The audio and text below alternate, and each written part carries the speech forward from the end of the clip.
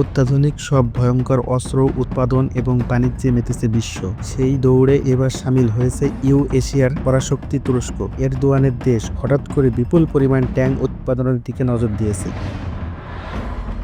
বিশেষ করে বৈশ্বিক প্রতিরক্ষা রপ্তানিতে একটি গুরুত্বপূর্ণ খেলোয়াড় হয়ে উঠেছে তুরস্ক। ওইদিকে স্বৈরাচারী শেখ হাসিনা দেশ থেকে পালানোর পরে তুরস্কর সাথে বাংলাদেশের সম্পর্ক ঘনিষ্ঠ হওয়ার পর সম্প্রতি দেশটির কাছ থেকে অত্যাধুনিক সব অস্ত্র কিনছে বাংলাদেশ। গত 5 বছরের আলোচিত বাইরেক্টার TB2 ড্রোন সহ অন্তত 15 ধরনের অত্যাধুনিক যুদ্ধ অস্ত্র কিনছে বাংলাদেশ।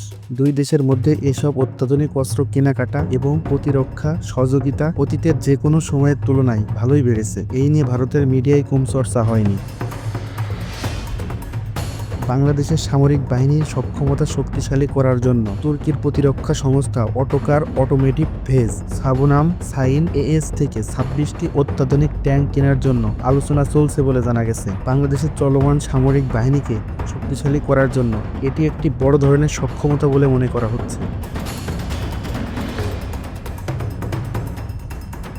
অপরদিকে এই নিয়ে মোদির কপালে পড়েছে দুশ্চিন্তার ভাঁজ। তুরস্ক থেকে বাংলাদেশের যুদ্ধ ট্যাঙ্ক কেনার ইস্যুতে ভারত নজর রাখছে বলে জানিয়েছেন দিল্লির পররাষ্ট্র মন্ত্রণালয়ের মুখপাত্র রণধীর জাসওয়াল। শুক্রবার সাংবাদিকদের জবাবে তিনি কথা বলেন। স্বৈরাচার হাসিনা সরকারের পতন ও তাকে আশ্রয় দেওয়া নিয়ে ভারতের সাথে বাংলাদেশের সম্পর্ক একটি বড় ধরনের অবনতি হয়েছে বলে জানান তিনি। ভারতের দাবি, বাংলাদেশে অত্যাচারিত হচ্ছে সংখ্যালঘু হিন্দু সম্প্রদায়। তাছাড়া ভারতীয় এজেন্ট চিন্ময় কৃষ্ণ দাসের বিষয় নিয়ে নাখোশ ভারত।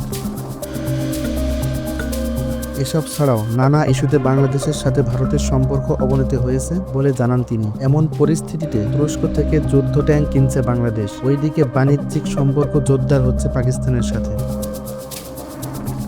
এসব নিয়ে ভারতের পররাষ্ট্র মন্ত্রণালয়ের মুখপাত্র রণধীর জাসওয়াল গণমাধ্যমের প্রশ্নের জবাবে তিনি জানান, নিরাপত্তাজনিত সব বিষয়ের উপর নজর রাখছে ভারত। প্রয়োজনে আমরা পর্যাপ্ত ব্যবস্থা গ্রহণ করব। বাংলাদেশ একটা স্বাধীন দেশ। আমাদের দেশের বাহিনীকে শক্তিশালী করলে ভারতের এত মাথা ব্যথা কেন?